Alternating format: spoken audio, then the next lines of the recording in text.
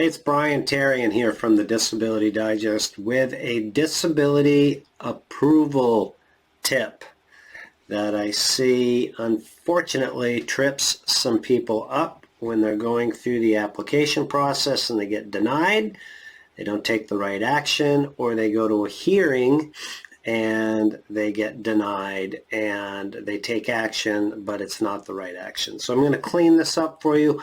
I'm in hopes that this will help you or somebody you know. Could save you thousands of dollars. So lots of time, angst, aggravation for doing the wrong thing. So here is the situation.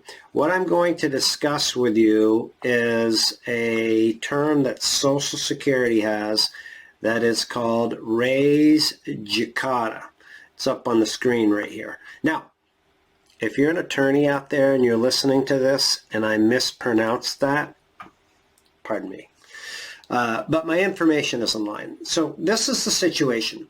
If you apply for your disability benefits and you get denied, you have 60 days to appeal that decision. If you don't appeal that within 60 days and then you go back and you want to apply again, you can only apply from the date after that denial. So an example would be somebody applied on January, or somebody was denied on January 15th, and they go to apply again. Well, their date of disability, the earliest possible, would be January 16th. Even if they were out of work for like a year before and they applied, right? So here's the situation. This res judicata is saying basically, we've already heard your case on the information you submitted.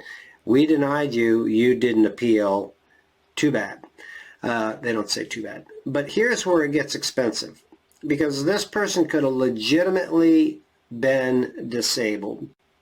And many people, unfortunately, don't get approved at the initial application stage. And maybe they didn't do it right, or they did it right and it just wasn't approved. It could be a variety of things. But the fact that he didn't appeal it means that all of that back benefit money, which could, let's just say it was 12 months of back benefits at $2,000 a month, right? So that's $24,000 in lost income. So be very careful in that situation that if you get denied, to appeal. Many people get frustrated, they get distracted, they get sick. There's a few exceptions where you can open it back up, but it's not easy to do. So just as a general rule, make sure that you follow that. Now, the other situation that we see is when somebody goes to a hearing and they're denied. So let's say they went to a hearing, it was January 15th, and they find out that they were denied when they received their decision letter. And they go to apply again. Same thing happens. You can't go back before that January 15th date, so it needs to be January 16th. But in addition to that, and this applies to the other individual as well, is that you need to submit new information that will demonstrate that you have new conditions or increased severity in conditions that demonstrate that you cannot work. Because keep in mind, if you went to a hearing, your case has been heard by a judge. He's like, I listened to the whole thing, and no, you don't qualify. So when you apply again after the hearing and you're going to say January 16th is my date of disability, new condition, maybe you develop depression because you got denied and you've been out of work for so long, you don't feel well. Understood. Or you have a condition like that gets more severe. Maybe you have degenerative disc disease and it was marked as mild and now it's marked as severe. That's something that you could use and leverage.